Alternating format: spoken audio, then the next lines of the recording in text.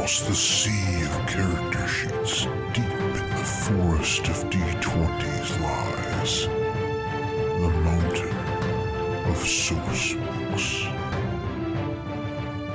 Welcome to the Mountain of Source Books. We hope you enjoyed your climb. My name is Jeffrey Vincent Dale, and today we will be talking about the D&D movie from the year 2000. It's a bit of a longer episode this week, so let's dive right in.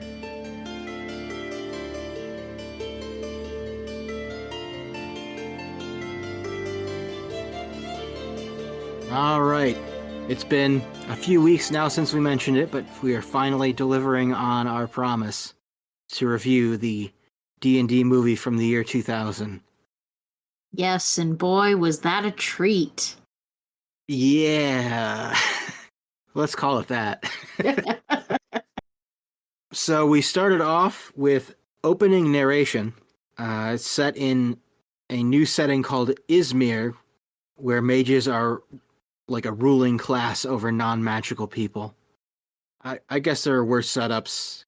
I wish they just used one of the existing D&D worlds, but I get why they would want to do something D&D-ish, but not exactly like D&D. yeah, I don't know. I feel like it kind of defeats the purpose of adapting something if you're not leaning into it. Yeah. Okay, that's fair. But yeah, it wasn't a terrible idea to go with a new setting, just kind of odd. So there's sort of a conflict between the Empress named Savina, who kind of wants to throw out the whole entire system because she's noticed that it's unfair to non-magical people. At no point does the movie explain how she arrived at that conclusion. It would have been nice to see her, like, say, sneak out of the palace and see some horrible things going on or something. So, yeah, it's just generic. She's the good guy, so she wants good things. And it's pretty much her against the whole entire government. And then on the other side is Profion, played by Jeremy Irons. I have never seen anyone overact like that. It was a once-in-a-lifetime performance, I think. Scar has a scar! But yeah, after the opening narration explains all that, moves down to the dungeons where Profion is doing an experimentation with some kind of magical artifact. I've seen the movie twice now. I rewatched it just before this to check my notes and make sure I didn't miss anything. And I still don't know what the magic staff he's using down there is. Because later in the movie, we find out that there's two of them. There's the one owned by the Empress, which looks completely different from the one he's using, and then the one the whole movie is about going on a quest to get. So what's this third one? It looks completely different. It looks very cheap, by the way. So I guess maybe it's supposed to be some kind of, like, duplicate that he created to try and copy the powers, and it just fails? Because it does fail. It shows up in some one of those weird spinning wheel things that they threw into every movie in the 90s. Finding the plot of this took some time. Understanding the plot and even finding the point took a little time. Yeah, there was some confusing story choices. Yes. I suspect some of it may have been explained in scenes that were cut out of the movie, but I mean, I'm kind of glad the movie's not longer. So yeah, the Profion is down there in the dungeons with his second in command, Damidar, who for some reason has blue lips. It's never explained. It might be makeup. Oh my god. That was so distracting. Yes. If it was makeup, then fine. But, like, tell us that, maybe. It was distracting. Okay, so first impression of the movie, you're introduced to all this stuff. I just want to describe some things. So the cinematography and acting gave me, like, Princess Bride vibes. And then you had Power Rangers CGI thrown in there. And I wrote in my notes specifically, and the sidekick of the villain has obnoxiously distracting lipstick. Yes. That is in my first impression notes. I wrote 3 main things down, and that is the third thing. It was that distracting. Yes. And they use a lot of CGI. They had a lot of confidence in that CGI for how bad it was. I mean, admittedly, it is 23 years later now, so we have a lot of hindsight. So maybe it didn't seem as bad back then, but I don't remember. No, what movies were out then? No, that was a year before the first Lord of the Rings movie.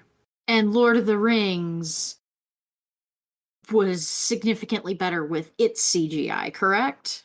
I'm pretty sure they had a significantly better budget, though. Okay. But yeah, well, you're that's right. fair. That's still contemporary enough. And Harry Potter came out around that time, the first one. Yeah. Yeah, the dragons do not compare to, say, the trolls from the troll from Harry Potter in the dungeon. But yeah, so yeah, Profion and Damidar are down in the dungeon using this maybe counterfeit staff that's not explained to try and control a dragon that they have, which also not explained. We don't know where dragons come from in this setting. They literally just magically appear the 2 times that happens. Yeah, we know that there's some kind of way to control dragons, and that's like a big deal. The one queen person, what's her name? Empress Savina. Or Yeah, Savina. the Empress Savina has the staff that controls the dragons, and the dude that voiced Scar has the fake one. And Yes. then I think he's trying to steal the queens. Yes, he is trying to steal the queens. He tries to make everyone like, oh, she's crazy. You can't possibly think that peace is possible with these humans. No. On a second watch, I think what they were going for is that he tried making a fake version of her staff first, so he could be all underhanded about taking over. And then when that fails, as we'll see in the scene, well, we'll get to what his plan is in the next scene. So yeah, he uses the staff that I think is a duplicate, and it fails, and the dragon tries to kill him. They pull a Star Wars and drop the gate on top of its neck and kill it, similar to what happens in Return of the Jedi, which another pattern I've recognized. Lots of Star Wars copying going on. And then the blood from the dragon leaks out and hits the water and ignites for some reason.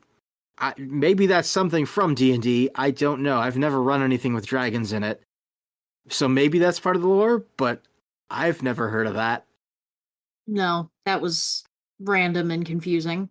And it only happens to catch the attention of our main characters. Yes. So our heroes are the main character named Ridley, and the comedy sidekick named Snails, who is played by Marlon Wayans. Snails was holding this entire movie together.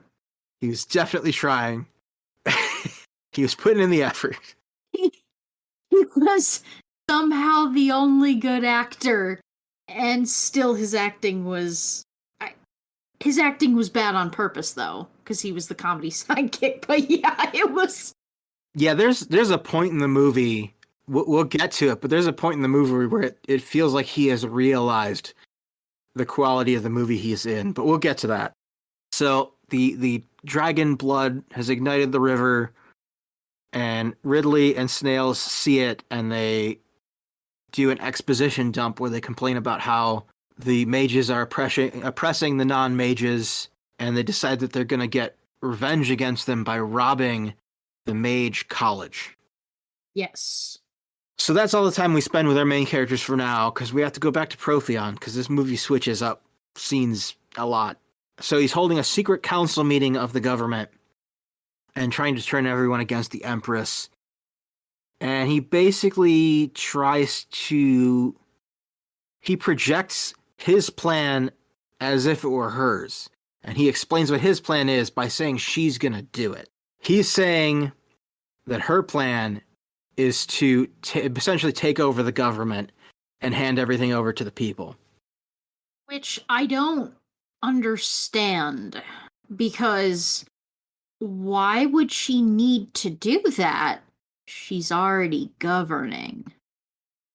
And he also mentioned something about this will cause a war. Don't you understand? No, it wouldn't cause a war unless you guys went against her. I think what he's getting at, and it isn't quite clear because of the quality of the writing, I think he's saying that there will be a mage war, or a war between the mages and the non-mages. It's not entirely made clear in the dialogue. That made absolutely no sense, because again, if she was hoping for equality and she was running the government anyway, there's no battling. She's called the Empress. So isn't this an empire? Why is there like a government? Why are there like governors that have control of anything if she is the Empress? Am I misunderstanding how empires work? He's basically trying to convince these governors that they need to take the staff away from her because she's going to use it to seize total control away from them. And being politicians, they don't want to lose their power. Stupid. The next scene shifts locations again, even though they really didn't need to, because the next thing that happens is the Empress hearing about it. She could have just, heard about the meeting and walked in, but instead they have her hear about it from a mage named Vildan, and the two of them are just walking down a hallway talking about her fairer society that she wants, and a possible plan to stop Profion. It's at this point that Vildan lets the Empress in on the existence of the Rod of Savril, which somehow, coincidentally, has basically the same powers as her scepter. There's no connection ever explained in this movie as to why there are two of them. Nope. It's just two of them, and a fake one. They mention a dragon war later, which I guess maybe the Rod of Savril could have been made to battle against the other one, but they don't explain that. Too much speculation. Yes, they leave too much to speculation. Again, maybe they cut some scenes where there were explanations. I don't know. Anyway. But yeah, so they come up with the plan where they're going to obtain the Rod of Savril, and she is going to hold on to that secretly while giving in to the demands of the council to hand over her scepter. So it looks like she is doing what they want while she is still maintaining some level of power that would keep Profion from truly taking over the government. So, smart move, admittedly. It's a good idea. Unfortunately, they are overheard by an imp that I think is working for Profion. It might be working for Damidar. It's never clear. It shows up and whispers to Damidar later, but basically they're all on the bad guy's side. I don't know who specifically it works for, but the imp lets them know.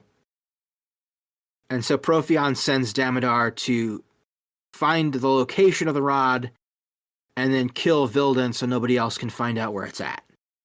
And then we shift back again, another scene change, to the Mage School Tower, where Ridley and Snails are scaling a really tall tower to try and sneak in. At that point, we're introduced to a mage named Marina. The most useless freaking mage ever. I kind of both want to question their decision-making and also give them kudos for sticking to the lore, because there is a lore reason why she's useless, but why did they write that into the script? They could have just gave her use of her powers. They didn't have to take her powers away. I mean, I presume the explanation is that it would be too expensive for the budget to do all those special effects. But pretty early on, she loses her magical focus. It's like this bracelet thing that she wears that she can use her magic through.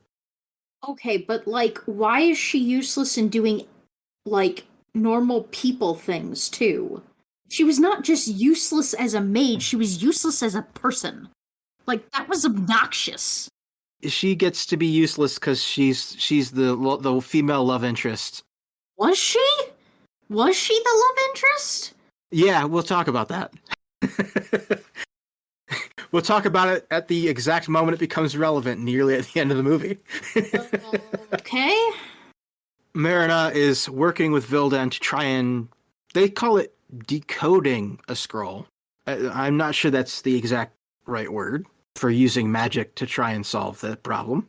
But yeah, while they're doing that, they hear Ridley and Snails make some noise, and it catches their attention. Marina finds them and uses this really useless looking rope spell that wraps around them so loosely that they have to actively like pull against each other to create enough tension to hold the rope up. Because it's so loose. And then Damidar shows up. Marina realizes that there's some trouble, steals the scroll, forgets that she's got the two thieves wrapped in a rope carried behind her, and so she jumps through a portal and drags them with her. Damidar kills the mage Vildan, and then I'm not sure why the good guys got away, because the very next thing that happens, they pop out of the portal, and then the bad guys are right there. So, seems like a waste of budget. This entire movie was a waste of budget. I can't argue with that. I'm curious as to how she's the love interest now. But continue. So yeah, they're outside the tower. They aren't looking where they're running, so the good guys trip and fall into a pile of trash. And that wakes up a dwarf that is sleeping in the trash. He's a comedic relief character. I'm curious, can you tell me what the dwarf's name is? Of course I can't.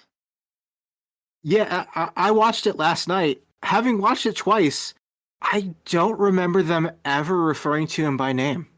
He's really not a pivotal character. He just kind of is there to distract the bad guys while the good guys get away. Yes, he is the comedic relief character who happens to be useful sometimes. But yeah, his name is Elwood, by the way. It's in the end credits. That's the only reason I even know what his name is. His name is not useful. He pops up randomly throughout the movie to do something useful. He was more useful than the mage. That's with true. The name. That's true. He didn't have any fancy powers. He just happened to be a goofball at the right time in order to make a distraction. Yes, and they use him for gross out humor and bad jokes. So yeah, Still not particularly more useful fond. than the mage. But yeah, it's time to rip off Star Wars again, because they escape by jumping down into the sewers, like from A New Hope. Damidar goes back to Profion and gets scolded for letting Marina get away with the scroll. The Empress is now aware that Profion is moving against her and has sent out her best tracker, an elf named Norda. Profion decides that he can't trust Damidar to get the job done anymore, so he casts some kind of spell on him that causes these weird, like, worm things to pop out of his ears. I have no idea what these things are. I don't recognize them as a creature from D&D. I got the impression that he basically put a parasite that was slowly pressing on nerves and stuff and trying to basically causing him more and more and more pain the longer he took to finish his mission. Maybe that actually does match up with the way that the character's makeup changes throughout the movie. He gets increasingly red around the ears. And yet those lips are still bright blue. Maybe we'll learn more about this creature when it becomes relevant in the sequel. I'm sorry. Yeah, What? that's what I'm going to say about that. I'm going to leave you hanging there. No. They made a sequel. Oh, yeah. They made enough money off of this one to justify a sequel. Oh, well, it's direct to DVD, but yeah. And Damidar's the only guy who comes back. I hate everything. But yeah, we'll talk about that if we ever get to that movie. I do own it now. It came in a double pack with the first one. Can we not get to it? Can we pretend it doesn't exist? So, time to rip off Star Wars again. It's been 5 minutes since the last time they did it. Now we're at Mos Eisley Cantina. I mean, not really, but it's clear that that's what they're going for. Hate everything. So our heroes, I put in quotes, are sitting around the table trying to figure out the scroll. So even though a master mage, an important person at a mage college, could not figure out how to solve this magical block on this scroll, this random thief says that his dad used to use magic to lock down blueprints for stuff. I guess to keep people from stealing the designs or something. I don't know. It's a very offhand remark with no explanation whatsoever. But yeah, this random guy living on the streets just happens to know more about eliminating this magical block on this scroll, and so he solves it. It just raises way more questions than it answers. This entire movie does that. Yes. He randomly says the right magic words, and then both him and Marina are, like, sucked into the scroll? Wait, there were magic words? I don't remember there being magic words. I thought he just messed with the map. Like, he put his hands on it in a certain way, and he said 3 words. And then he got sucked into it, and then Marina, like, reached over to try and figure out what's going on, and then she got sucked into it. Okay, never mind. That part didn't have the explanation, but maybe it was so stupid my brain just, like, auto-blocked it out. Yeah, well, it's been a lot longer since you watched it than since I watched it. You watched it a couple weeks ago with me, and then I rewatched it last night to review my notes.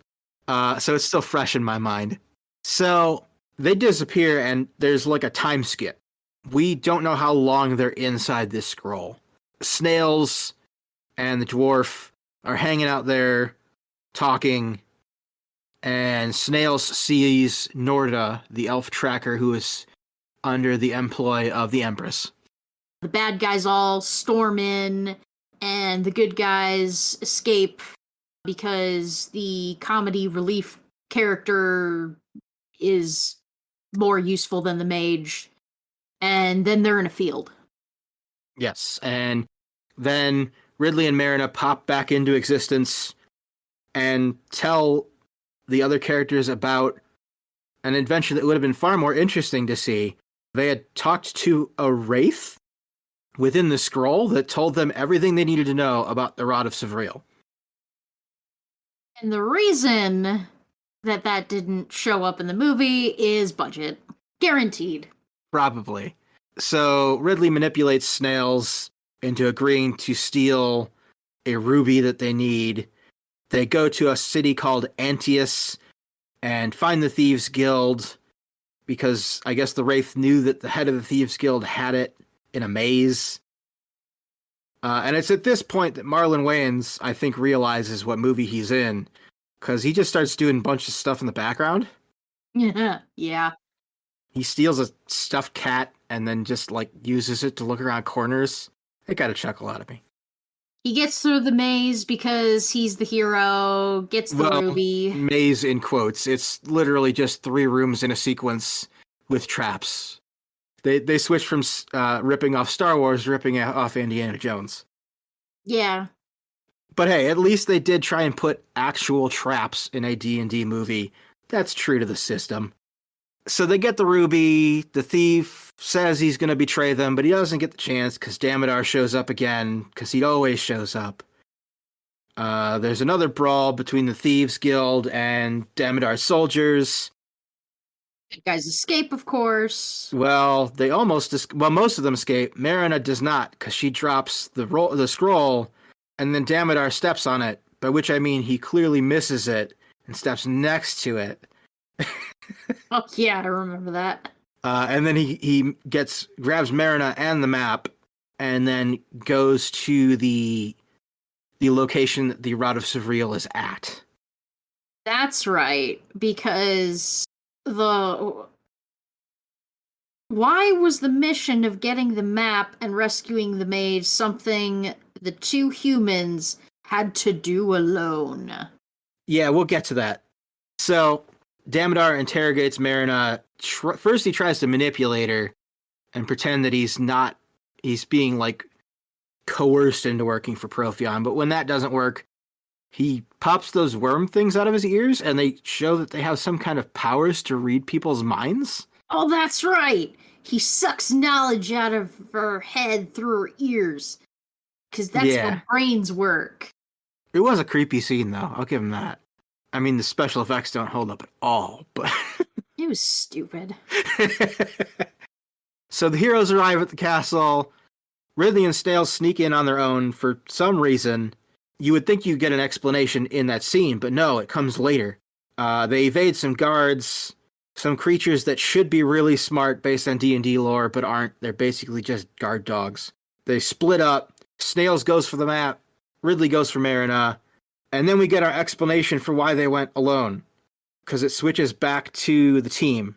Norda, at this point, has caught up with the heroes and is working with them. And she's talking to the dwarf.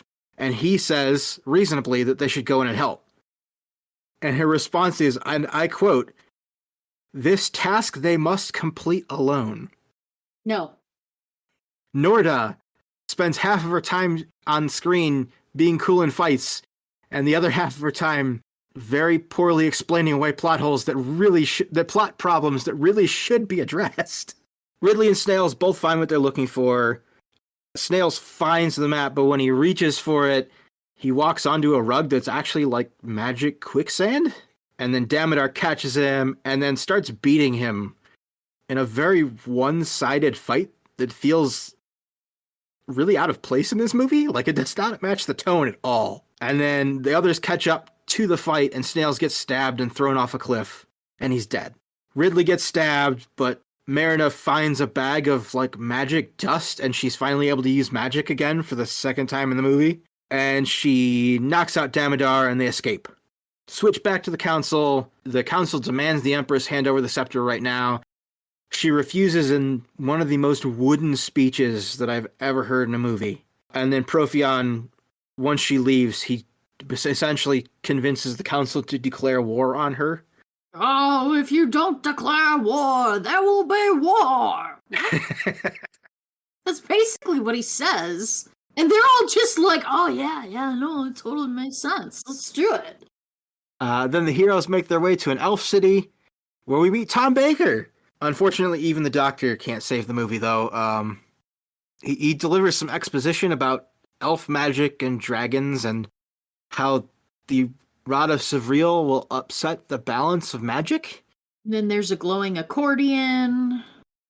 Yeah, they heal Ridley, give him a bunch of gear. Oh, and then Marina and Ridley have an argument about what to do. And then that's when all of a sudden she's the love interest. I could see what they were going for because they were bickering a lot in the movie. No. But it went from bickering to all of a sudden they're having like a deep conversation and kissing. Like there was no transition. I don't remember them kissing. I must have been facepalming too hard to see the kiss. That's stupid. All of this is stupid. Yes, and then the imp is there again, and he's listening in. Not really sure why, because literally nothing in the conversation reveals anything that Profion would need. Like, he already knows they're going to be a problem for him. And that's all they talk about, is that they decided they're going to fight him. And then Ridley gets a new sword, and two literally unnamed elves. I checked the end credits. They're called Elf 1 and Elf 2. Have a conversation in Elvish about how he has some kind of potential that he does not know about. Maybe they're talking about, like, oh, he could be a good fighter one day, but it doesn't sound like that from the delivery. It sounds like they're saying he's some kind of chosen hero, which has not even been hinted at any point in this movie at this point. And we're going into the third act. I mean, it's kind of hinted because he was smart enough to open the scroll thingy, but I mean, that's about it.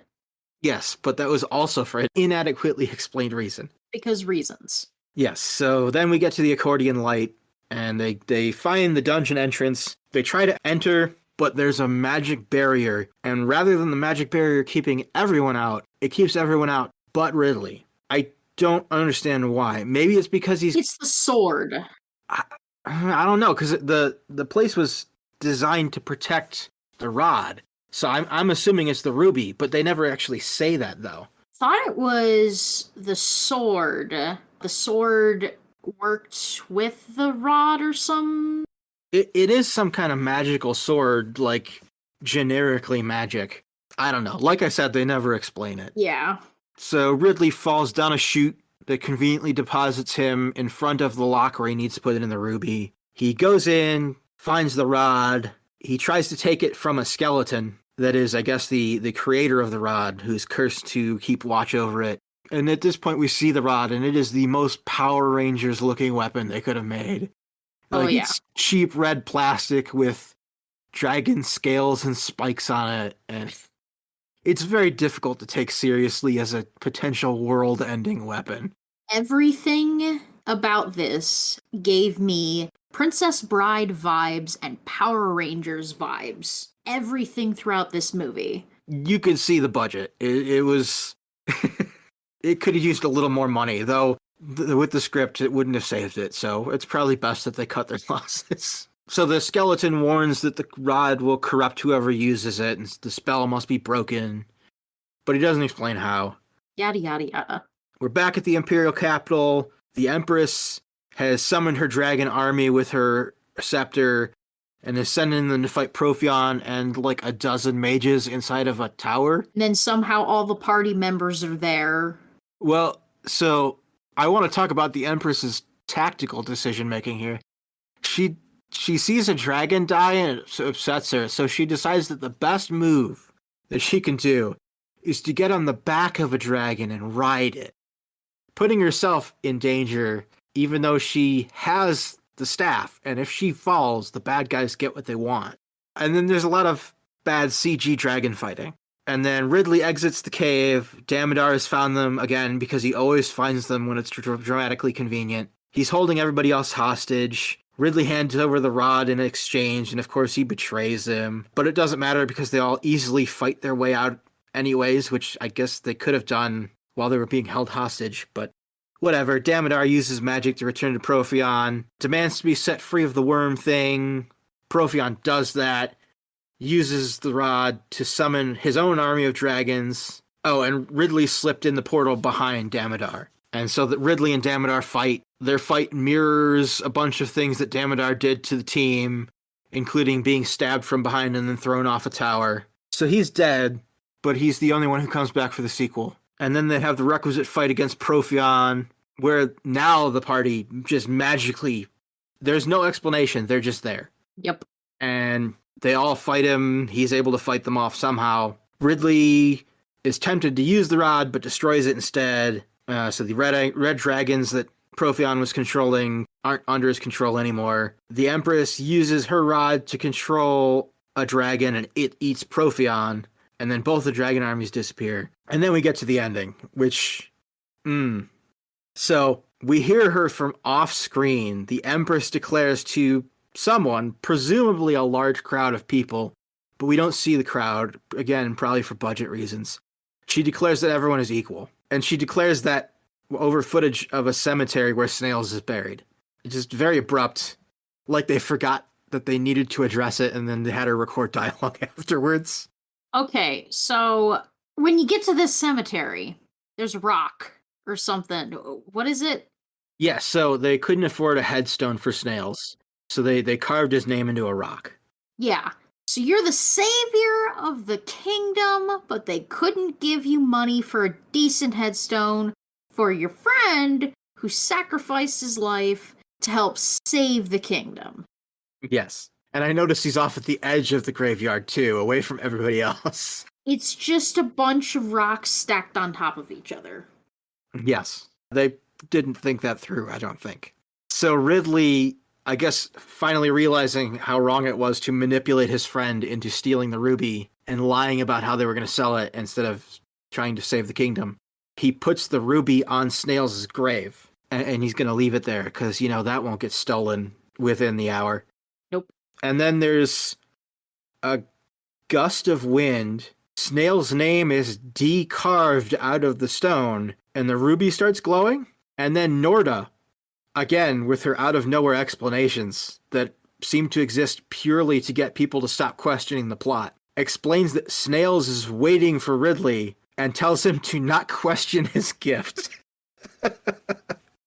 And then the party all put their hands on the ruby, and they turn into lights and fly away into the sky, and that's the end of the movie. None of these powers were at all even mentioned as things that the ruby could do. Nope. And the mage is still useless. Well, at this point, everyone's been equipped with new gear, so presumably she has a magical focus at this point and can actually do stuff again. For the sequel that would have had a budget if the movie were good enough to get a sequel. All right. So, final impressions. That was an absolute mess, but it was very fun to make fun of. Yes, it was an entertaining mess, especially any time that Jeremy Irons was on screen, because we really just spent our whole time just wondering what he was going for. I have a theory that he read the script and he's like, I want the money, but I'm going to have my fun. And he's just decided, I'm going to see how much I can overact before the director tells me to dial it down. And then the director never did. That's my theory. Snails was my favorite. Snails really held it together. Yeah, I mean, he didn't get much great dialogue either, but you could tell Marlon Wayans was trying. I don't know. I thought his dialogue was the best, just because of how he delivered it. Yeah, so many things made no sense, and I swear the elf was there just to try convincing the audience not to question things. Yes, it was half of her screen time is spent just papering over poorly explained things that really could have used like a line or two of explanation. This is a thing that these two must do alone because they're the chosen ones, or something like that. Like, because he's got special powers. He's the chosen one. Do not question your gifts. That's my favorite one. Literally telling him, almost speaking to the audience, do not question it. Hey, bro, your bestie's alive now, 'cause Ruby, and don't question it. Okay, bye. Let's all turn into light now and blast off like we're in the Power Rangers movie or something. Blast off in a beam of light like we're teleporting to the command center for Power Rangers. But yeah, this was entertaining bad. The type of thing I would expect to see in like Mystery Science Theater. Yeah. I've heard that the next one is worse, and there's another one after that that I know exists, but I know nothing about it, so it's probably even worse than the second one. I don't like this. And then there's an animated one. Jeff. You're not filling my year with bad Dungeons and Dragons. You're not. We'll probably hold off on those. I think the next one we do, depending on the OGL situation, which we will have discussed, we will either do the 2023 D&D movie or the Warcraft adaptation, which I've heard is actually pretty solid.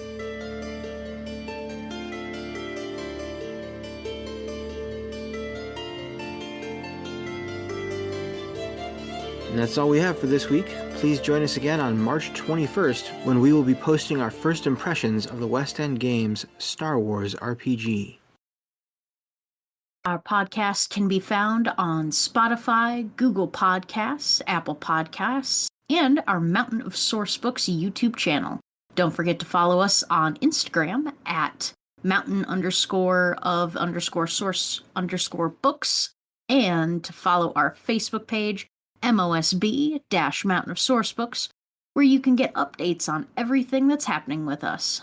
And on all of those services, if you could follow, like, and subscribe, that would help us a ton as it raises our visibility and makes it easier for people on those various platforms to find us. And if you're feeling particularly generous, consider donating to our Patreon. You can find that at patreon.com/MOSB_2022. And with all that said, thank you for listening, and careful on your way back down the mountain.